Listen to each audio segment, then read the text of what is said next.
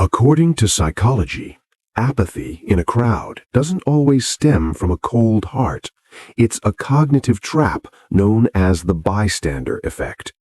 You see an accident or someone in distress on the street. Your heart races, but your feet feel rooted to the spot. You look around. Dozens of others are also watching, some with their phones out recording, but absolutely no one steps forward. A voice echoes in your head. Someone else will surely handle it, or if no one is doing anything, it probably isn't that serious.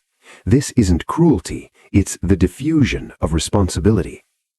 When you're alone, the burden to act rests 100% on your shoulders, but in a crowd, that responsibility gets diluted. Your brain, especially the amygdala, the fear processing center, is constantly scanning for social cues. When it sees everyone around you remaining still, it sends a misleading signal. Doing nothing is the safe and appropriate response right now. We are social creatures with a deep-seated fear of being judged or making a mistake in front of others. The fear of being the odd one out can sometimes outweigh the urge to help. It's a cruel paradox. The more witnesses there are, the more alone the victim becomes. You're not apathetic. You're simply paralyzed by the invisible pressure of group consensus. You're waiting for permission to act. But the truth is, it only takes one person, just a single individual, to dare to step out of that comfort zone, and the effect shatters. When the first domino falls, the social proof shifts, and the collective brain of the crowd switches from a defensive to a supportive state. Follow me to understand the hidden scripts that control your behavior every day. Psychologically speaking, when people put on the mask of the crowd or hide behind a screen name, they don't become someone else. They simply unleash the wild beast that has long been suppressed within. This phenomenon is known as de-individuation. Normally, our prefrontal cortex acts as a moral compass, constantly evaluating our behavior against social norms and the fear of punishment. But anonymity is like an anesthetic. When you blend into a chaotic crowd or hide behind a keyboard, your personal identity blurs. You're no longer an individual accountable for your actions. You become part of a faceless machine. At this point, the brain's self-censorship mechanism shuts down completely. Suppressed frustrations, secret jealousies, and the anger you normally swallow for fear of judgment now find an outlet. The feeling of throwing stones while hiding your hands delivers a strange euphoria, a toxic dopamine hit born from the power of being able to attack others without consequence. This is why a gentle neighbor can become brutal during a riot, or a model office worker can type the most vicious and abusive comments on social media. The crowd doesn't make them evil. It simply turns off the spotlight on their conscience, allowing their inner darkness to run rampant. The cruelty that comes with anonymity isn't strength. It's the scream of a weak soul that doesn't dare to live authentically in the light of day. Follow me to understand the darkest corners of the human mind. According to psychology, that restless, nagging feeling you get from unfinished tasks isn't because you're a perfectionist or overly diligent. It's a haunting system bug that psychology calls the Zeigarnik effect. You lie down after a long day, physically exhausted, but your mind keeps replaying an unsent email, an unanswered text, or a wrong note from a performance. Why can't you remember your accomplishments for the day, but instead find yourself tormented by trivial, incomplete things? It's because the brain hates loose ends. When a task is started but not finished, the brain creates a state of cognitive tension. It opens an open loop and refuses to close it. Neurologically, information about this unfinished task is kept in a state of high activation in your short-term memory, constantly urging you to return and resolve it. This is actually a primitive survival mechanism. In the past, forgetting a threat or a food-gathering task could be fatal. But in today's information-saturated world, this mechanism has become a double-edged sword. It turns your mind into a web browser with hundreds of tabs open at once. Even if you're not looking at them, they silently drain your RAM, your mental energy. The result is underlying mental fatigue and a constant sense of anxiety, even when you're trying to rest. This nagging feeling isn't a sign of weakness, it's your brain's way of screaming, "Don't forget this, it's important." The way to trick your brain and close these tabs isn't necessarily to finish everything immediately. That's impossible. Simply writing the task down and making a concrete plan for it signals to your brain that it has been handled, allowing you to finally rest. Follow us to learn how to close the tabs in your mind and find true peace. According to psychology, that moment when you walk through a doorway and completely forget what you were about to do isn't a sign of aging. It's a feature, not a bug. Psychologists call it the doorway effect. You're sitting in a room and think to yourself, "I need to go get a glass of water." You get up, full of purpose, and start walking. But the moment your foot crosses the threshold, poof, your memory is wiped clean. You're left standing there, dumbfounded, trying to remember what your original mission was. So why does your brain play this trick on you? Neurologically, our brains process information in specific contexts to conserve energy. Our short-term memory has a very limited capacity.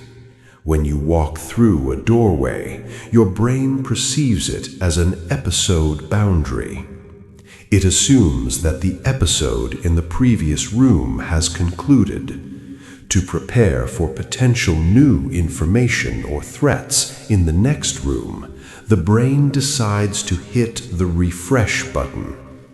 It clears out temporary data, like your intention to get a glass of water, to free up space for the new context. This momentary forgetfulness actually shows that your nervous system is working very efficiently. It's trying to compartmentalize your life for easier management. It's just that sometimes its enthusiasm for deleting data leads to some awkward, comical situations. Follow me to discover more interesting technical glitches of the brain. People who struggle with forgetfulness or poor memory are not simply distracted.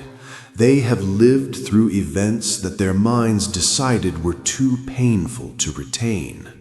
When a person experiences trauma in childhood, their brain often learns to protect them by blocking or blurring memories that could cause emotional harm.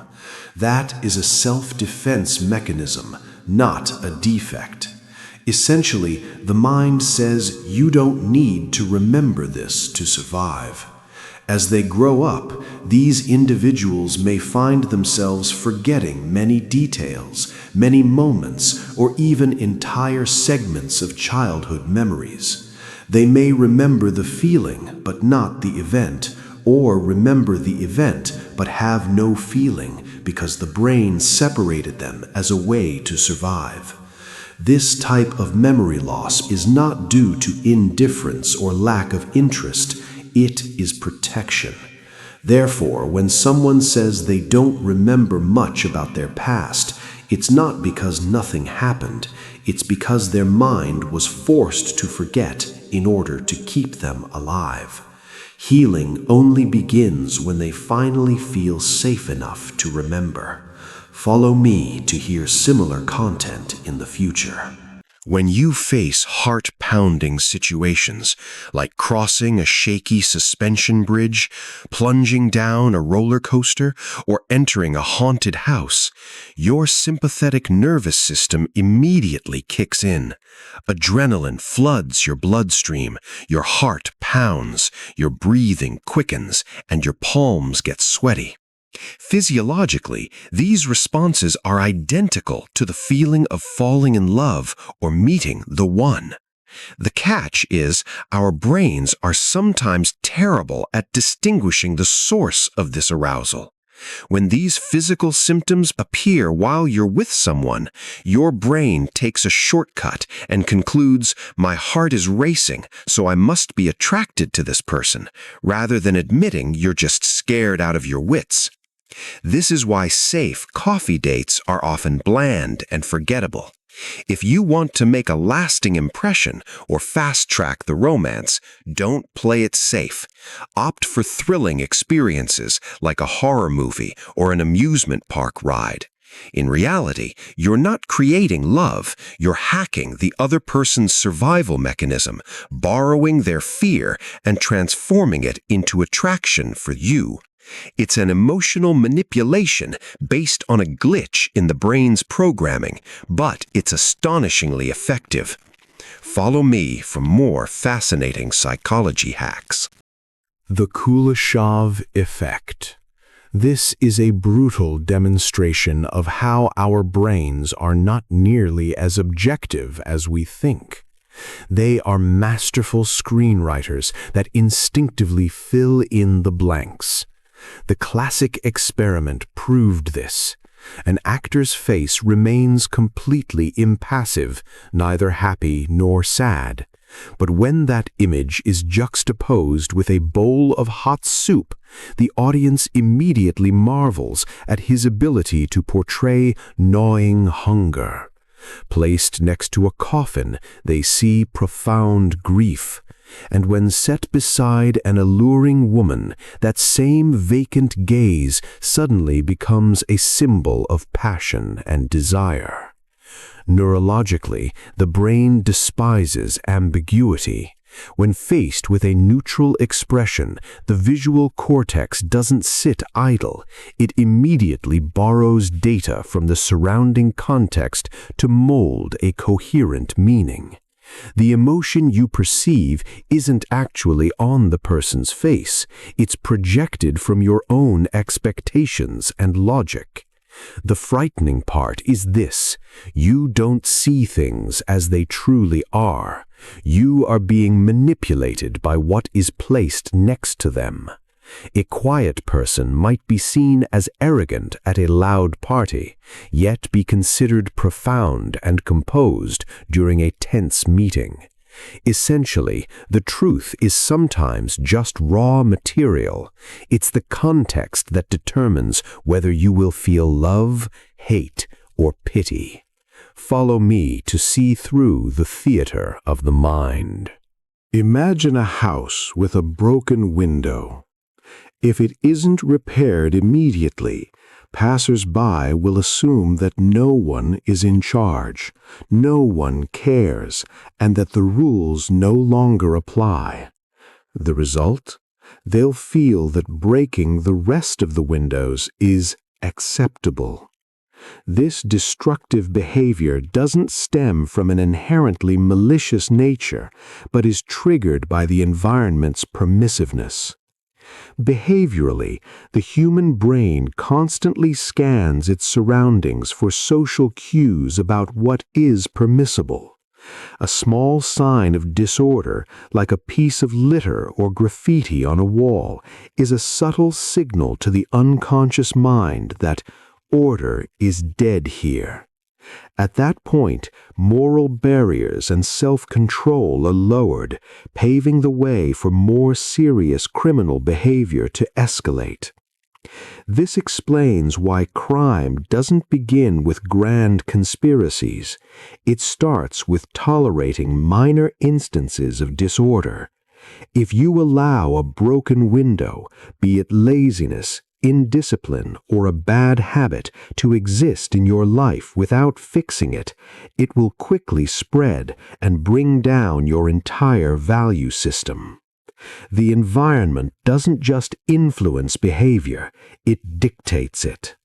Don't let the first window break if you don't want to lose the whole house. Follow me to understand how your environment is silently controlling you. This is a testament to how prohibition can be the most dangerous catalyst, turning a simple crush into an unquenchable, passionate flame. By nature, humans despise having their autonomy stripped away. Psychologists call this psychological reactance. When parents or society put up barriers, your brain immediately sounds the alarm that your personal freedom is under threat. At this point, your defense mechanism for autonomy is activated. Your partner is no longer merely a lover. In your eyes, they suddenly transform into a sacred symbol of the freedom you feel compelled to fight tooth and nail to win back. The irony is that the person may not be as wonderful as you imagine. They might even be terrible. But the prohibition itself hacks your perception, causing your brain to filter out all their flaws and paint them as a rare, ideal figure. You think you're passionately in love with them, but in reality, you're just in love with the feeling of rebelling to reclaim control over your life. Prohibition doesn't kill love, it nurtures delusion. Follow me so you don't get fooled by your own brain. Resentment toward one's mother is one of the most powerful forces shaping our brains and our responses to the world, right from early childhood. In our earliest years, a mother is the primary source of safety and our main emotional anchor. When this bond is fractured by rejection, coldness, or constant criticism, the child's brain registers a state of threat. The brain's alarm center becomes hypersensitive, while the rational region in the prefrontal cortex learns to function under chronic stress. As they grow older, this often manifests as mistrust, difficulty with intimacy, aggression, or an excessive need for control. So many people share a common story. Their anger is directed at the very person who was supposed to be their source of warmth and protection. That anger becomes their fuel. It shapes their worldview and their reactions to others.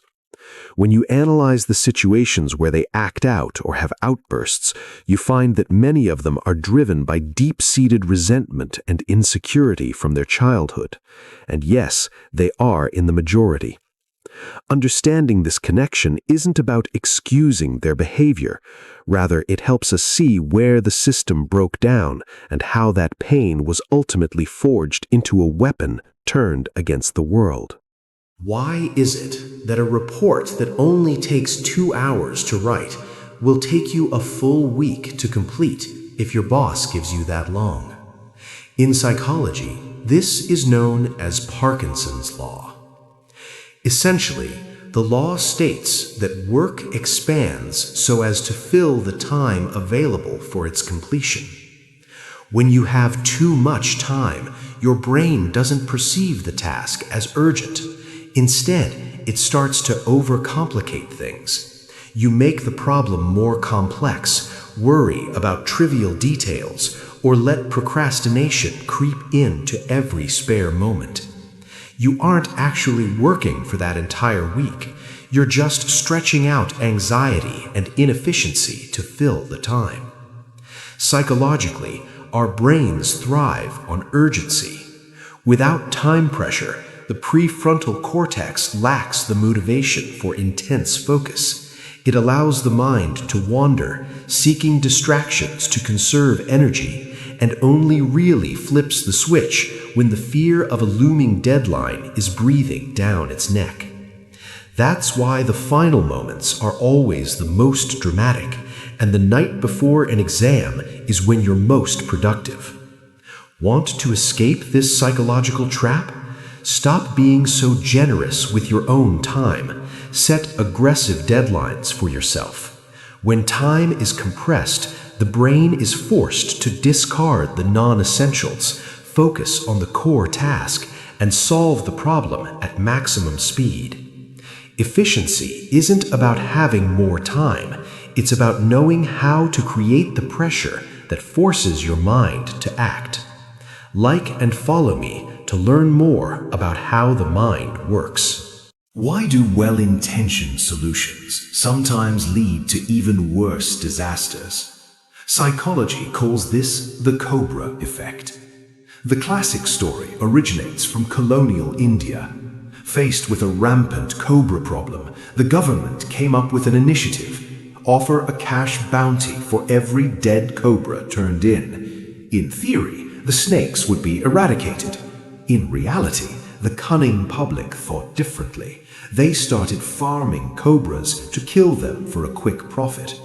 When the government discovered the scheme and cancelled the bounty, the farmers released their now worthless snakes into the streets. The result? The cobra population became even more terrifying than before the program started. In terms of behavioral psychology, this is the trap of a perverse incentive. People don't respond to your good intentions, they respond to the incentive structure you create. The human brain is wired to maximize rewards with the least amount of effort. When you offer a reward for an outcome, a dead cobra, the brain will find the shortest path to achieve it, farming cobras, even if that path completely undermines the original goal. This effect is everywhere. Want your kids to read more, so you reward them with money for each book they finish? You're actually teaching them to speed through the pages for cash, not to absorb knowledge. Impose a KPI on your sales team based on the number of calls made. They'll make pointless calls just to hit their target. The key lesson is this: before implementing a solution, don't just look at its intended purpose. Consider how the more primal, self-serving part of human nature will try to game the system for personal gain. Like and follow for more insights into fascinating psychological traps. Why is it that someone can spend just 5 seconds typing up some nonsense, yet you have to spend an entire day digging through documents and citing evidence to debunk it, only for no one to believe you? Psychology has a name for this: Brandolini's Law, also known more colloquially as the bullshit asymmetry principle. This principle highlights a harsh reality. The amount of energy needed to refute bullshit is an order of magnitude bigger than that needed to produce it. From a neurological standpoint, humans are cognitive misers. Our brains are hardwired to conserve energy. A piece of fabricated information is often concise, shocking, and emotionally charged. It goes straight to the limbic system without any resistance. It's as easy to consume and just as addictive as fast food. In contrast, the truth is often complex, nuanced, and dry. To process the truth or debunk a falsehood, the prefrontal cortex has to work overtime to analyze logic, compare data, and engage in critical thinking.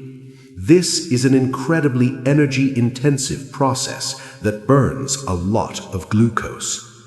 Sadly, the collective mind often takes the path of least resistance. It would rather accept a convenient lie that confirms existing biases than burn brain cells to process a complicated truth. This is why falsehoods travel faster than facts. The liar only needs an imagination, while the person telling the truth needs proof. It's an unfair fight from the very start. Understanding this isn't meant to discourage you from defending the truth, but to help you stop agonizing over why the crowd chases after absurdity. Sometimes, the wisest way to conserve your mental energy is to simply stay silent and ignore the nonsense. Like and follow to keep a cool head in this chaotic world. If you go online and ask a sincere question, no one will bother to answer. But try posting something incorrect, the entire world will immediately jump in to school you. In psychology, this is known as Cunningham's Law. This law states an ironic truth. The fastest way to get the right answer on the internet is not to ask a question, it's to post the wrong answer. For example, instead of going to a tech forum and earnestly asking, "Hey guys, is this PC build good for gaming?" you'll likely be met with silence or a few half-hearted comments. But try posting a picture with a provocative caption like, "This build is absolute junk. There's no way it can run modern games." Immediately, the psychological effect kicks in. Hundreds of experts will flood the comments, telling you how clueless you are. And most importantly, they will meticulously analyze every spec, compare performance benchmarks, and prove how powerful that PC is, all to satisfy their ego and the need to be right. Why do our brains react in such a peculiar way? Because people's motivation on social media rarely stems from altruism. It comes from the need to correct others, the correction reflex. When we see a question, the brain perceives it as a burden that requires effort to answer. But when we see incorrect information, the ego is powerfully stimulated. It creates an irresistible itch, a compulsion to intervene and set the record straight. Picking out someone else's mistake delivers an instant hit of dopamine. It makes the commenter feel smarter, more knowledgeable, and superior to the person who made the foolish statement.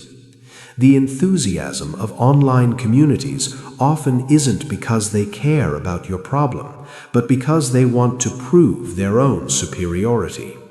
So, if you want to find the truth, don't ask. Try posting the wrong information as bait. Like and follow for more tips on how to wisely manipulate crowd psychology. The wisest person in the room is the one who knows how to play the fool. The prefrontal cortex, our brain's control center, allows us to suppress our true thoughts and emotions to create a persona for the world to see. It's as if the brain is directing a play. The regions responsible for reading people light up, predicting what others are thinking and offering them just enough clues. This isn't baseless deception. Many people I've studied have become masters of this art. They can appear charming, simple, or even naive enough to make others lower their guard, at least until the act is no longer necessary. But their actions tell a different story. Inside, their brain is running an incredibly complex operating system, suppressing impulses, reading people in real time, and constantly adjusting behavior to maintain control. I've also used this principle to build rapport. When you make yourself seem harmless, the other person relaxes, and that's when they start revealing more than they intended. Knowing how to feign ignorance isn't a sign of weakness. It's a sign of high emotional and social intelligence, the ability to manage your own reactions and use that control as a sharp tool. Follow me for similar content in the future. Why do some people go completely silent when they're sad? For many, sadness isn't necessarily about crying or screaming. Sometimes grief is very quiet. Silence becomes their way of coping. It's the language of emotions so deep they can't be put into words. They aren't silent because they don't care. They do it to hold themselves together when everything inside feels like it's shattering.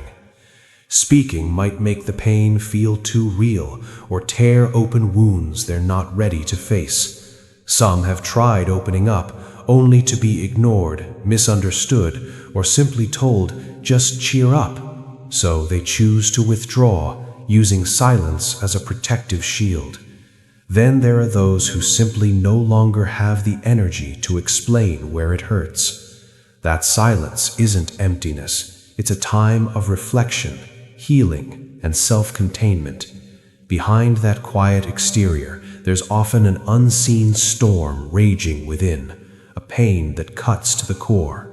Sometimes silence isn't about pushing others away, but about finding safety in the quiet until their heart feels strong enough to speak again. Follow me and let me be the voice for your heart. Ever wonder why you can have 5,000 friends on Facebook, yet feel like you have no one to call when you're down? Or why you unintentionally forget old friends when you enter a new environment? Psychology calls this limit Dunbar's number. This number, 150, isn't an arbitrary choice. It's a ruthless biological barrier imposed by our brains. Evolutionarily, the size of our neocortex, the part responsible for cognition and language, dictates our capacity for processing social information. To maintain a relationship, the brain must expend an enormous amount of energy, remembering faces, understanding personalities, retaining shared histories, and sustaining emotional interaction. Unfortunately, our brains only have enough RAM for the deep processing of about 150 people. Social media is deceiving you with virtual numbers. You see thousands of people on your friends list and think you have a vast network, but in reality, most of them are just soulless names, parasitic relationships that consume your brain's resources without offering any real connection. When you bring new people into your life, new colleagues, new partners, your brain is forced to perform an automatic filtering process. It silently pushes old friends and distant relationships out of your zone of attention to make room for current ones. So, drifting apart from your high school best friend isn't because you're heartless or fickle. It's simply your brain's resource management mechanism at work. Understanding this can help you stop beating yourself up when a relationship fades and let go of the illusion that you need to please everyone. You only have 150 tickets for the journey of your life. Give them to the people who truly deserve them. Like and follow me to learn how to nurture your quality relationships. Why are bad boys, bad girls, and cold-hearted CEOs so irresistibly attractive, even when your rational mind is screaming, run for your life? Psychology calls this lethally charming formula the dark triad. This is the intersection of three of the most dangerous personality traits, all cleverly disguised by a polished exterior. Narcissism, an excessive sense of self-importance and an unshakable self-confidence. Machiavellianism, a masterful ability to manipulate and a tendency to view others merely as pawns. Psychopathy, a lack of empathy, a penchant for risk-taking, and an absence of remorse. So why do we flock to them like moths to a flame? From an evolutionary psychology standpoint, our brains are essentially hacked by false signals. In our ancestral environment, a narcissist's over-the-top confidence was misinterpreted by the brain as leadership ability. A psychopath's recklessness was seen as courage, and a Machiavellian's cunning was perceived as social intelligence. Subconsciously, we're drawn to these traits because they signal superior genes, individuals who are strong, willing to take risks, and capable of securing resources. Furthermore, individuals with dark triad traits are masters of intermittent reinforcement, an unpredictable cycle of reward. They run hot and cold. One moment they're attentive, the next they're indifferent. This sends your brain's dopamine levels on a roller coaster ride, creating a powerful emotional addiction. You don't love them because they're good. You become obsessed with the desire to conquer and tame the wild beast within. Understanding the dark triad is about recognizing that biological attraction doesn't equate to a healthy relationship. Sometimes that spark or chemistry you feel is actually a warning sign for an impending disaster. Like and follow for more insights on decoding the most sophisticated emotional traps. Why are bad boys, bad girls, and cold-hearted CEOs so irresistibly attractive, even when your rational mind is screaming, "Run for your life"? Psychology calls this lethally charming formula the dark triad. This is the intersection of three of the most dangerous personality traits, all cleverly disguised by a polished exterior. Narcissism, an excessive sense of self-importance and an unshakable self-confidence. Machiavellianism, a masterful ability to manipulate and a tendency to view others merely as pawns. Psychopathy, a lack of empathy, a penchant for risk-taking, and an absence of remorse. So why do we flock to them like moths to a flame? From an evolutionary psychology standpoint, our brains are essentially hacked by false signals. In our ancestral environment, a narcissist's over-the-top confidence was misinterpreted by the brain as leadership ability. A psychopath's recklessness was seen as courage, and a Machiavellian's cunning was perceived as social intelligence. Subconsciously, we're drawn to these traits because they signal superior genes, individuals who are strong, willing to take risks, and capable of securing resources. Furthermore, individuals with dark triad traits are masters of intermittent reinforcement, an unpredictable cycle of reward. They run hot and cold. One moment they're attentive, the next they're indifferent. This sends your brain's dopamine levels on a roller coaster ride, creating a powerful emotional addiction. You don't love them because they're good. You become obsessed with the desire to conquer and tame the wild beast within. Understanding the dark triad is about recognizing that biological attraction doesn't equate to a healthy relationship. Sometimes that spark or chemistry you feel is actually a warning sign for an impending disaster. Like and follow for more insights on decoding the most sophisticated emotional traps. Why is a con artist with an innocent face 10 times more dangerous than a hardened gangster? Psychology calls this visual deception the baby face bias. The harsh truth is, people with large eyes, round faces, chubby cheeks, and high foreheads are often perceived as innocent, trustworthy, and harmless, regardless of their actual personality. Evolutionarily, this is a misfired survival mechanism. Ethologist Konrad Lorenz called it the baby schema. The human brain is hardwired to soften and feel protective towards anything that resembles an infant. When your eyes register these features, the brain regions responsible for aggression and vigilance are suppressed, making way for nurturing and forgiving instincts. The social consequences are brutal.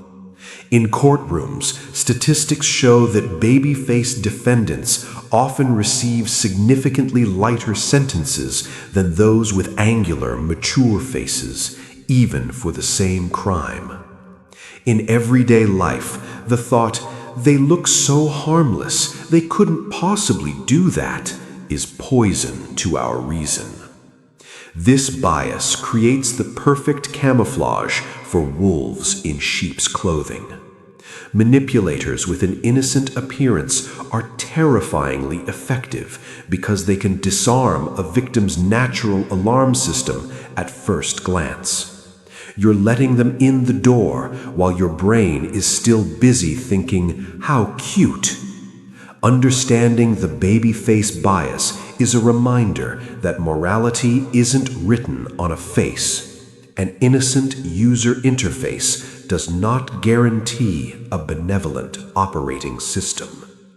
Like and follow so you don't get fooled by appearances. We often hear people tell smokers to quit, but rarely does anyone stop to ask what made them start in the first place. Behind every habit, especially a bad one, there's usually a story. For many, smoking isn't just about the nicotine. It's a way to relieve stress, numb pain, or cope with emotions they don't know how to handle. Maybe it began as a way to feel a sense of control when everything else felt chaotic, or perhaps it was a quiet way to self-soothe in moments when no one else noticed. This is why simply saying, "just quit," is often ineffective. For some, smoking isn't the problem, it's a symptom.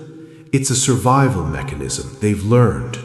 When society focuses only on extinguishing the behavior without looking at the deep-seated pain beneath it, we completely miss the root of the wound. Real change never starts with judgment, it starts with understanding. So instead of just telling people to quit, maybe we should start by asking what made you light up that first cigarette. Because healing only begins when a person finally feels understood, not shamed. Follow me for more psychological insights into how our brains truly work.